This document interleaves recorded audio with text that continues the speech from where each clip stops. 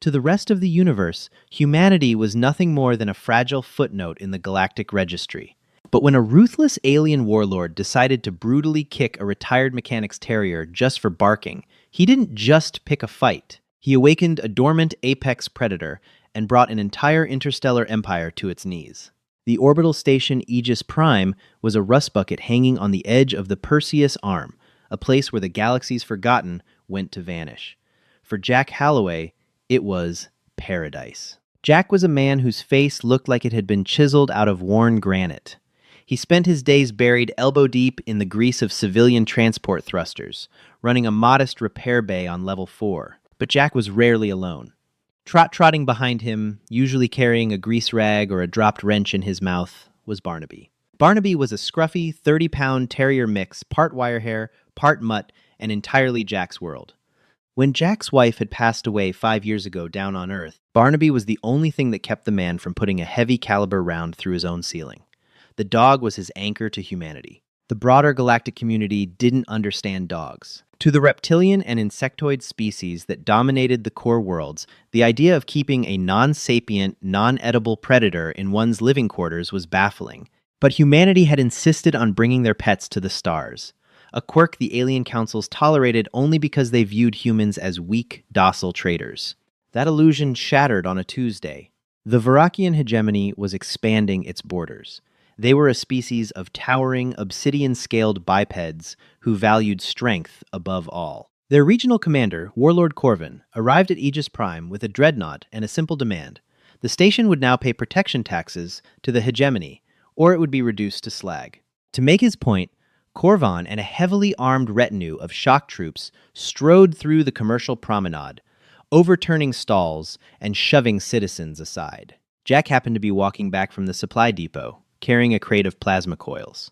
Barnaby was walking off-leash, happily sniffing a dropped ration bar near a ventilation grate. Corvin's massive armored boots pounded down the corridor.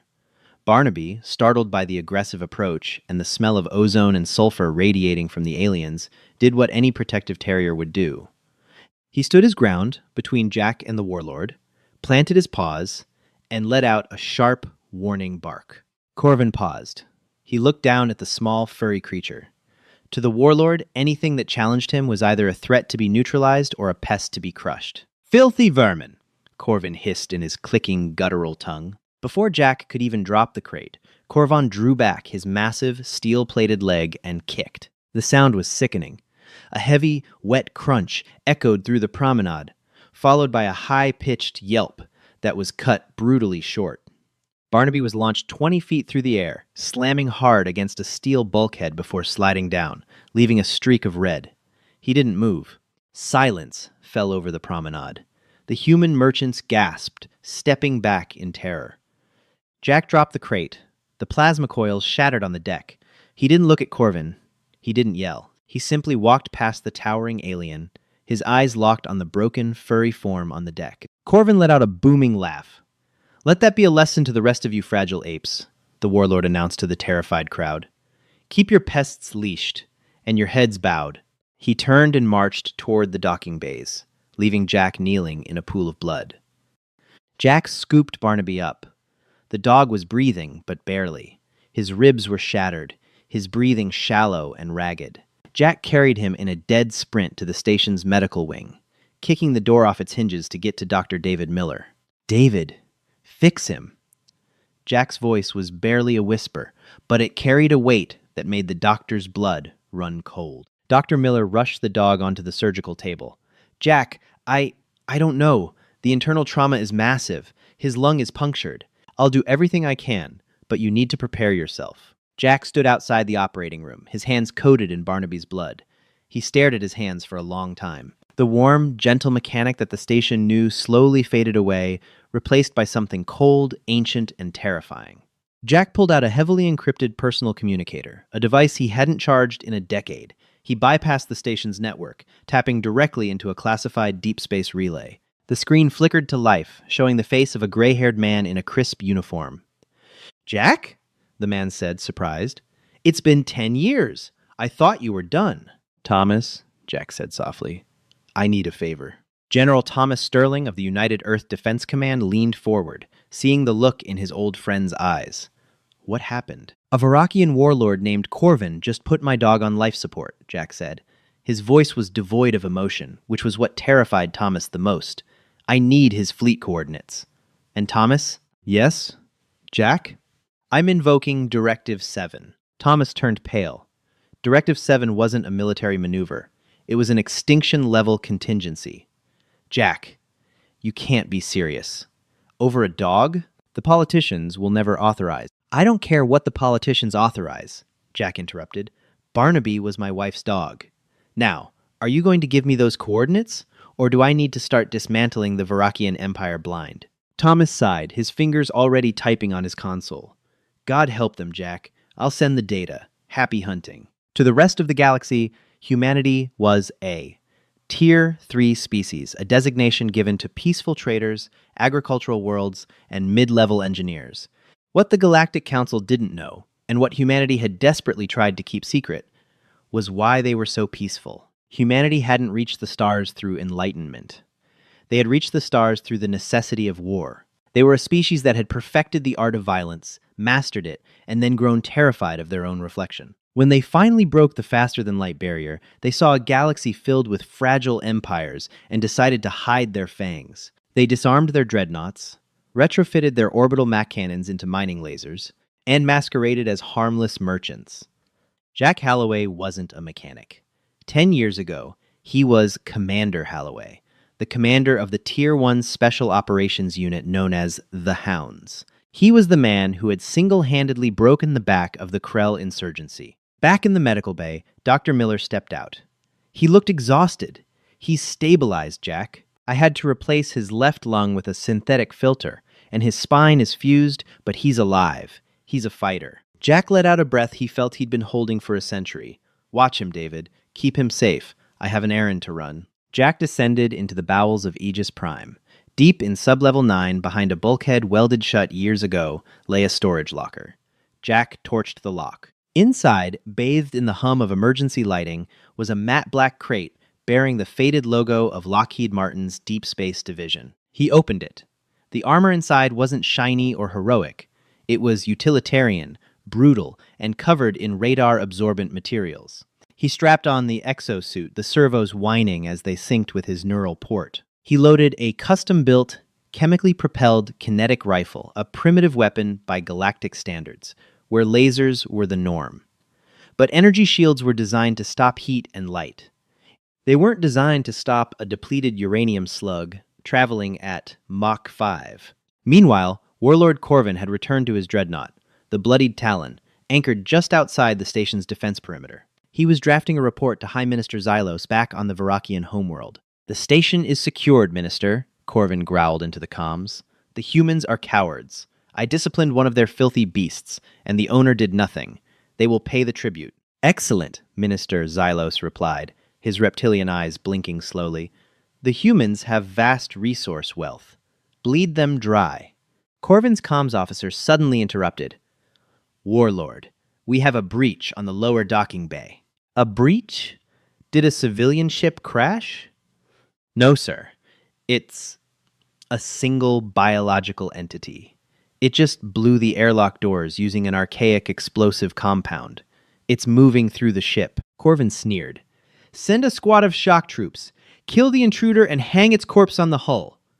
Down in the lower decks, Jack Halloway walked through the corridors of the Bloodied Talon. The artificial gravity was heavy, designed for the massive Varakians, but his exosuit compensated perfectly. A squad of 6 8-foot-tall Varakian soldiers rounded the corner, their plasma rifles raised. They barked orders at him to surrender. Jack didn't slow his pace. He raised his kinetic rifle and squeezed the trigger. The deafening scrack of chemically propelled munitions in a confined space ruptured the eardrums of the aliens. The depleted uranium slugs punched straight through their kinetic energy shields, shattering their thick obsidian armor like glass. 6 bodies hit the floor before the first shell casing clattered against the deck. Jack stepped over them, his face hidden behind a polarized visor. He wasn't rushing, he was methodical. He moved through the ship with the chilling efficiency of a machine executing a perfectly coded program. Every bulkhead they locked, he blew open. Every ambush they set, he flanked and eradicated. He was a ghost of humanity's violent past, resurrected by a single act of cruelty. Up on the bridge, Corvin watched the security feeds in growing horror. His elite soldiers, veterans of a dozen planetary conquests, were being slaughtered by a single human. The human wasn't even using cover. He was simply walking forward, an unstoppable force of nature, painting the corridors with Varakian blood. "Seal the blast doors to the bridge!" Corvan roared, his previous arrogance entirely evaporated. "Get us out of here! Spool up the slip space drives!" "Sir, the drives are offline," the helmsman panicked. The intruder bypassed the main reactor on his way up. He disabled the magnetic containment fields. "If we engage the drives, the ship will tear itself apart." Corvin realized he was trapped. The Warlord drew his heavy plasma sword, standing behind the reinforced blast doors of the bridge. "Let him come," Corvin snarled, trying to mask his fear. "No weapon can breach that door." A moment later, a small, disc-shaped device magnetically clamped onto the center of the blast door. It emitted a high-pitched whine. Boom! A shaped charge, a piece of ancient Earth engineering designed specifically to turn reinforced armor into liquid shrapnel, blew the door inward. The concussive wave knocked the bridge crew to the deck. Through the smoke, Jack Halloway stepped onto the bridge. Corvin lunged, swinging his plasma sword in a deadly arc aimed at Jack's neck. Jack didn't dodge. He raised his left arm, engaging a hard-light buckler, a piece of black market tech he'd scavenged years ago. The plasma blade sparked and hissed against the shield. With his right hand, Jack drove the butt of his kinetic rifle directly into Corvin's knee joint. The alien warlord roared in pain, dropping to one knee. Before Corvin could recover, Jack dropped his rifle, grabbed the warlord by the throat plating, and slammed him onto the command console. Jack drew a serrated combat knife, pressing it directly against the soft tissue beneath Corvin's jaw. "You like kicking things that are smaller than you?" Jack whispered, his voice transmitted clearly through the suit's external speakers. Corvin gasped, his eyes wide with a terror he had never known. You are just an ape." "I'm a human," Jack corrected softly, "and you touched my dog." Jack didn't kill him. Death was too quick, too merciful. Instead, Jack drove the combat knife through Corvin's right shoulder, pinning the warlord to his own command console. Corvin screamed. Jack accessed the ship's primary communications array, overriding the encryption protocols using a brute force algorithm provided by Thomas Sterling. He opened a direct, unencrypted channel to the Varakian homeworld, straight to the office of High Minister Xylos. The screen lit up, showing the bewildered High Minister. He looked at the feed, seeing his most feared warlord pinned to a console, bleeding out, with a human standing over him. "What is the meaning of this?" Xylos demanded, his frills flaring in outrage. "Human, you have committed an act of war against the Varakian hegemony. Our fleets will reduce your dirtball of a home planet to ash." "Your fleets won't make it out of their dry docks," Jack replied calmly. "You made a mistake, Minister. You assumed we were weak because we chose to be polite. Now, I'm taking that choice away." As Jack spoke, alarms began to blare in the background of Minister Xylos's office. Panic erupted off-screen. "Minister!" an aide's voice shrieked. "Slip space ruptures detected! Massive energy signatures appearing in orbit!" High Minister Xylos turned to his tactical display. What he saw made his blood run cold. When Jack had called Thomas Sterling, the general hadn't just given him coordinates. He had sent an alert to the United Earth Defense Command. The sleeping giant had been violently awoken. In the skies above the Varakian homeworld, the illusion of human weakness shattered. Over 300 human warships dropped out of slipspace. But these weren't the blocky, slow-moving merchant vessels the aliens were used to seeing. These were Nimitz-class stellar carriers, heavily armored battlecruisers, and sleek stealth frigates. They blotted out the sun. Leading the vanguard was Admiral James Mitchell aboard the super dreadnought Retribution. Admiral Mitchell broadcast a system-wide message, overpowering every screen, every comms unit, and every datapad on the Varakian homeworld. The image of the grim-faced human admiral appeared everywhere. "People of the Varakian hegemony," Mitchell's voice echoed through their cities. "For a century, humanity has restrained itself. We signed your treaties, paid your tariffs, and endured your insults because we know the horrors of total war. But your warlord Corvin crossed a line that humanity does not forgive. He assaulted a human's canine companion."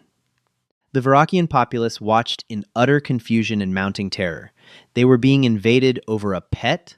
We do not negotiate with animal abusers, Mitchell continued. Your defense grid is offline. Your orbital weapons platforms have been remotely disabled. Surrender Warlord Corvin's command structure. Dismantle your fleets and beg for mercy. You have 1 hour. Back on the bloodied Talon, Minister Xylos looked back at the screen, staring at Jack. The arrogance was completely gone, replaced by the crushing realization that he had doomed his entire species. Please, Xylos begged, his voice trembling. It was one animal. It was a mistake. We will pay reparations. We will give you a sector of space. Just call off your fleet. Jack reached down, grabbed the hilt of his knife, and twisted it slightly, eliciting another scream from Corvin. My dog, Jack said coldly, leaning into the camera, isn't for sale. Jack severed the connection. He left Corvin pinned to the console, bleeding and humiliated, for his own crew to find. Jack didn't need to destroy the ship. The human fleet had already blockaded the system. The war was over before the hegemony even realized it had begun. Jack walked back to the airlock, his boots heavy on the deck plates. He stepped into his shuttle, disengaged the docking clamps, and set a course back to Aegis Prime. The entire galaxy was burning. Empires were surrendering, and trillions of aliens were rapidly learning the concept of human retribution. But Jack didn't care about the geopolitics. He didn't care about the collapsing Varakian economy or the frantic apologies pouring into Earth's diplomatic channels. He just needed to get back to level 4. He needed to check on his dog. The Galactic Cooperative Council convened on the capital world of Oakhaven, a lush, neutral planet where the galaxy's elite bickered over trade routes and mineral rights. For 70 years, the human delegation had sat quietly in the back rows, occasionally raising a hand to request lower tariffs on agricultural exports. They were viewed as the galaxy's farmers, a timid species that had somehow stumbled into faster-than-light travel. On this particular Wednesday, the human delegate, Ambassador Evelyn Hayes, did not sit in the back. She walked directly to the center podium, her heels clicking rhythmically against the polished marble floor. The grand amphitheater, filled with thousands of representatives from 100 different species, fell into a deathly silence. Above the podium, massive holographic displays projected real-time footage from the Varakian homeworld. The mighty Varakian defense grid, a marvel of alien engineering, was currently being dismantled piece by Earth's Nimitz-class stellar carriers. Ambassador Hayes adjusted her microphone. She didn't look angry. She looked incredibly, terrifyingly disappointed. For decades, the Galactic Cooperative has asked Earth why we spend so much of our GDP on classified orbital projects, Hayes began, her voice echoing through the chamber. You assumed we were building defensive shields. You assumed we were hiding our wealth. But the truth is much simpler. We were hiding our nature. She pressed a button on her console. The hologram shifted, revealing classified schematics that had been hidden in the dark web of Earth's military-industrial complex. This is the Oppenheimer Protocol, Hayes stated coldly, a joint initiative by the Northrop Grumman Interstellar Division and General Dynamics Space Operations. When we first reached the stars, we realized our history of warfare was uniquely brutal. No other species fought quite like us. We feared that if we brought our military doctrines into the broader galaxy, we would become the monsters of this universe. So, we locked our weapons away. We put our Tier 1 operators in civilian jobs. We put a leash on the beast. She paused, locking eyes with the Varakian ambassador, whose obsidian scales had turned a sickly shade of gray. Warlord Corvin, Hayes continued, her voice dropping an octave, decided to test that leash. He traveled to Aegis Prime and brutally assaulted a 30-pound canine belonging to one of our retired commanders. He didn't just hurt a pet. He reminded humanity that the galaxy is not a civilized place, and if the galaxy is not civilized, humanity has no reason to pretend to be. The chamber erupted into panicked whispers. The sheer disproportion of the human response was incomprehensible to the alien mind. They were dismantling a multi-system empire over a non-sapient quadruped? Ambassador Hayes, the High Chancellor of the Council, stammered, his tentacles trembling. Surely, this is an overreaction. A single warlord's actions cannot justify the total annihilation of the Varakian hegemony. We demand you recall Admiral James Mitchell's fleet immediately. Hayes offered a thin, humorless smile. We aren't annihilating them, Chancellor. We are disarming them. We are taking away their toys until they learn how to play nicely. The Varakian hegemony will surrender their entire fleet to the United Earth Defense Command. They will pay for the medical expenses of the injured canine, and they will formally apologize. If they refuse, the blockade stands until their economy starves. This is not a negotiation. While Earth was dictating terms to the galaxy, the situation on the edge of the Perseus Arm was far from stable. The Varakian homeworld was completely locked down, but the hegemony was vast, and not all of its commanders were ready to bow to a species they considered prey. Commander Thrax, the ruthless second-in-command to the crippled Warlord Korvan, was currently orbiting a gas giant 3 sectors away. He was aboard the Shadow's Edge, a prototype Varakian stealth frigate equipped with light-bending thermal cloaks. Thrax watched the transmission of Earth's demands with boiling rage. His species worshipped strength. To surrender without a fight was a fate worse than death. The homeworld is paralyzed by fear. Thrax growled to his bridge crew, his mandibles clicking furiously. They are bowing to apes. We will not suffer this humiliation. Commander, his tactical officer hesitated. The human fleet. Their weapons bypass our kinetic shields completely. They use solid matter, accelerated to impossible speeds. We cannot fight their armada. We don't need to fight their armada, Thrax sneered. We just need to break their spirit. This entire display of force is tied to one human and his beast. We know he is on the Aegis Prime station. We slip past their sensors, breach the station, and execute the human. We broadcast the death of the human and the beast to the galaxy. We will show these humans that their Oppenheimer protocol does not scare us. The Shadow's Edge engaged its cloaking drive, vanishing from the visible spectrum and masking its heat signature. It slipped into slipspace, setting a direct course for Aegis Prime. Back on the station, Jack Halloway had shed his heavy Lockheed Martin exosuit. He was back in his grease-stained mechanic's overalls, sitting in a plastic chair in the sterile white hallway of the station's medical wing. His hands, still stained with dried blood and engine oil, were folded in his lap. Dr. David Miller stepped out of the surgical suite. He was consulting a data pad provided by the Johns Hopkins Extrasolar Medical Annex, Earth's premier off-world biological research facility. Jack, David said softly, taking a seat next to the mechanic. How is he? Jack didn't look up.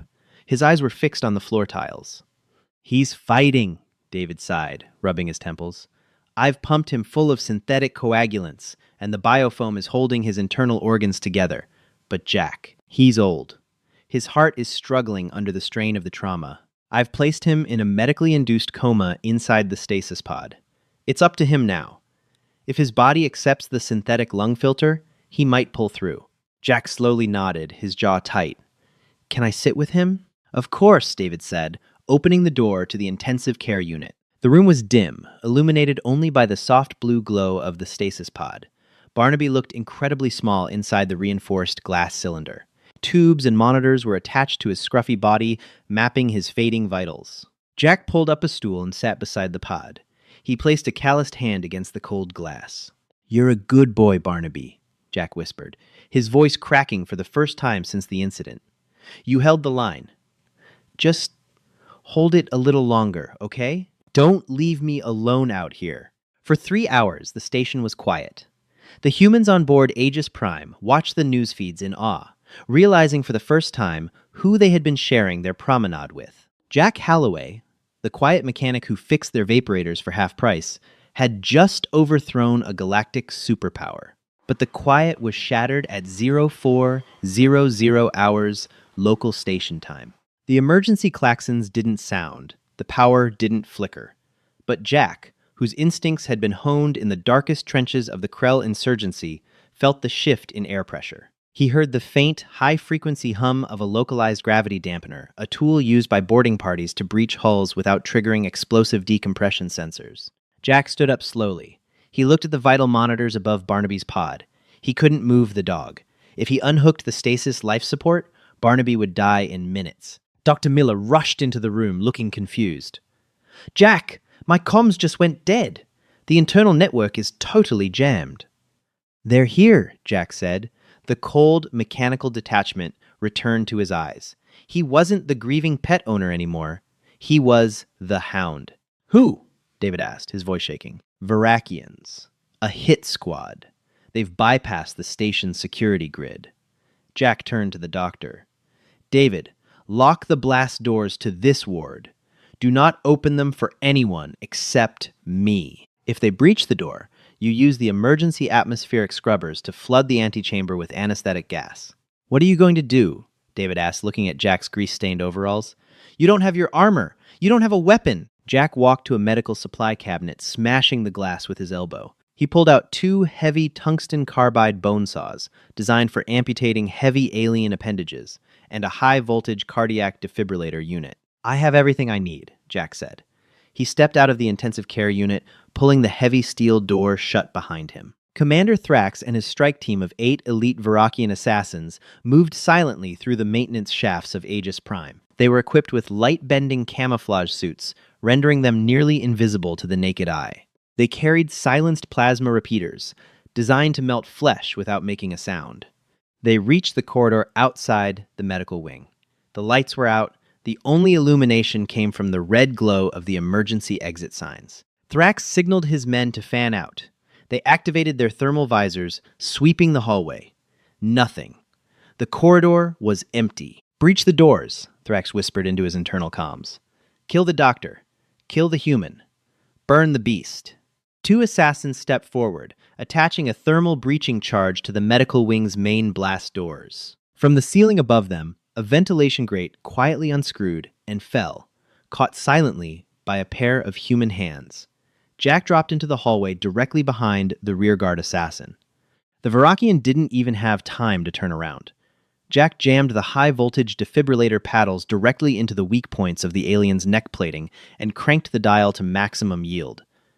A massive surge of raw electricity coursed through the Varakian's nervous system, instantly short-circuiting his heart and his cloaking suit. The alien dropped with a heavy thud, visible once again. The strike team spun around, raising their rifles. But Jack was already moving. He didn't fight like a soldier relying on overwhelming firepower. He fought like an apex predator in a closed environment. He grabbed the dropped plasma repeater from the twitching alien, using it as a blunt instrument to smash the thermal visor of the nearest assassin. As the alien recoiled, blinded, Jack drove the tungsten carbide bone saw deep into the gap under the alien's armpit, severing the primary brachial artery. Plasma fire erupted in the dark hallway, melting the walls and ceiling as the panicked Varakians fired blindly at the moving shadow. "Spread out! Use your wide beam settings!" Thrax roared, his arrogance rapidly giving way to terror. The human was moving too fast. He was using the tight confines of the hallway to neutralize their numbers advantage. Jack threw the heavy bone saw like a throwing axe. It embedded itself deep into the chest plating of a third assassin, throwing the massive alien backward into his comrades. Jack lunged forward, sliding under a sweep of plasma fire. He grabbed the ankle of a Varakian, pulled violently to shatter the knee joint, and used the falling alien as a meat shield against the crossfire of his own squad. To the Varakians, this was a nightmare. They were the galaxy's most feared conquerors, biologically engineered for dominance. Yet, they were being dismantled by a squishy, unarmored ape who was armed with medical tools and sheer, unadulterated rage. Thrax watched his squad fall one by one. The human didn't roar. He didn't boast. The only sounds in the hallway were the heavy thuds of Varakian bodies hitting the floor and the ragged, controlled breathing of the human. Within 3 minutes, the hallway was silent. 6 of the assassins were dead. 2 were bleeding out on the floor. Thrax was the last one standing. He stood by the blast doors of the medical wing, his plasma repeater empty, his cloaking suit sparking and failing. Jack stood at the end of the hallway, bathed in the red emergency light. He was bleeding from a grazing plasma burn on his left shoulder, but he didn't seem to notice. He slowly picked up a discarded combat knife from the floor, wiping the blade on his overalls. "You," Thrax gasped, dropping his empty weapon and drawing his ceremonial short sword. "You are not a merchant. You are a demon." "I told your boss," Jack said, his voice a low, terrifying rumble. "I'm a human." Thrax, charged with a desperate, guttural scream, swinging the heavy blade in a downward arc. Jack sidestepped with fluid grace, grabbing Thrax's wrist. Using the alien's own momentum, Jack twisted the arm backward, snapping the joint with a sickening crack. Thrax dropped the sword, falling to his knees. Jack stood behind him, the edge of the combat knife pressed against the back of the commander's neck. "Your cloaking ship," Jack said calmly. "It's transmitting a live feed back to your surviving fleets, isn't it?" Thrax swallowed hard. "Yes." "Good." Jack reached over and tapped the communication module on Thrax's shoulder armor, opening the channel to maximum broadcast strength. The audio feed would reach every Varakian ship hiding in the outer sectors. Listen to me very carefully. Jack spoke into the comms, his voice projecting across light years. My name is Jack Halloway. For the last 10 years, humanity has let you play your little games of empire because we simply did not care enough to stop you. But you came into my home. You hurt my family. This strike team was your last mistake. Jack pressed the blade slightly harder. Earth isn't just blockading your homeworld anymore, Jack continued. Admiral Mitchell has his orders. If a single Varakian ship jumps out of its designated sector, the Oppenheimer Protocol goes hot. We won't just break your fleets. We will glass your shipyards. We will crack your military outposts. We will send you back to the Stone Age. Surrender completely, right now, or we will erase the Varakian hegemony from the galactic history books. There was a long, agonizing silence over the comms. The Varakian admirals, listening to the brutal defeat of their greatest commando unit at the hands of a single, unarmored human, felt their will to fight completely evaporate. They had awakened a species of persistence predators, a race that viewed total war as a casual necessity. A voice crackled over the comms. It was the interim leader of the Varakian military command. This is Fleet Admiral Kalen, the voice said, broken and defeated. We surrender. We accept all terms of the Earth Defense Command. We are powering down our weapons. Please, spare us. Jack let out a long exhale. He pulled the knife away from Thrax's neck. Tell your commander to stay on the floor, Jack said. Station security will be here in a minute to collect him. Jack turned his back on the humiliated Varakian and walked to the medical wing's blast door. He typed in the override code. The door hissed open. Dr. Miller was standing there, pale and shaking, holding a surgical laser like a pistol. When he saw Jack covered in alien blood but standing tall, he dropped the laser. Jack, David breathed. Are you all right? I'm fine, Jack said, walking past the doctor, ignoring his own burns. He walked back into the intensive care unit. The soft blue glow of the stasis pod illuminated the dark room. Jack pulled his stool back to the side of the pod and sat down. The adrenaline of the fight was fading, leaving behind a profound, heavy exhaustion. He looked at the vital monitors.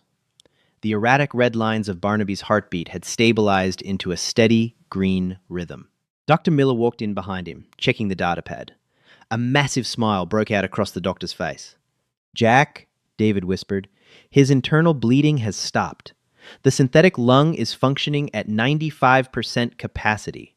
The stasis pod did its job. Jack leaned forward, pressing his forehead against the cool glass of the pod. For the first time since the Warlord's boot had connected with his best friend, a tear escaped Jack's eye, cutting a clean path through the dirt and grease on his face. Inside the pod, Barnaby's eyes fluttered. He couldn't move his body much, bound by the medical restraints and the healing foam. But as the dog looked through the glass and saw Jack's face, a low, happy thump, thump, thump echoed inside the chamber. Barnaby was wagging his tail. Jack smiled, a genuine, warm smile that the galaxy hadn't seen in days. Hey, buddy, Jack whispered. You did good. You did real good.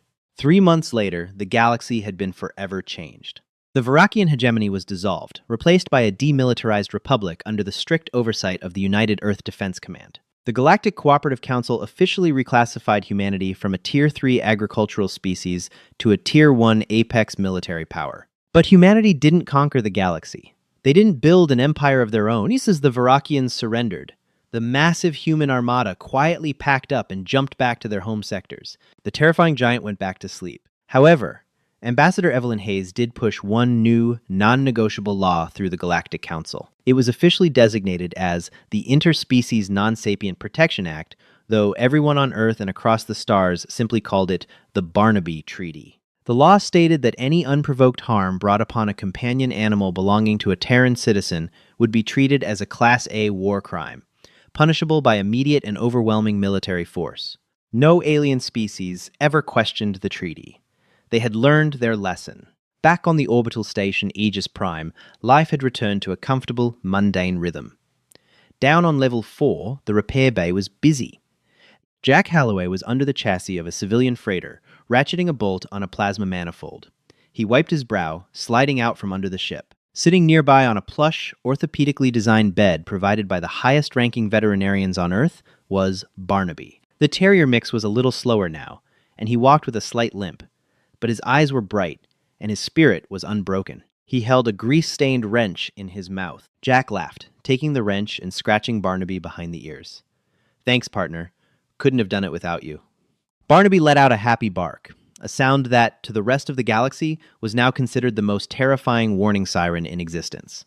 But to Jack, it was just the sound of home. If you loved this story of ultimate human loyalty and galactic retribution, hit that like button to show your support for man's best friend. Don't forget to share this video with fellow sci-fi lovers and subscribe to the channel for more epic HFY stories where humanity proves exactly why we should never be underestimated. Drop a comment below. What would you do if an alien warlord crossed your pet? Stay awesome, and I'll see you in the next story. Hi, my name is Tran Trung, the owner and manager of Palace Truths.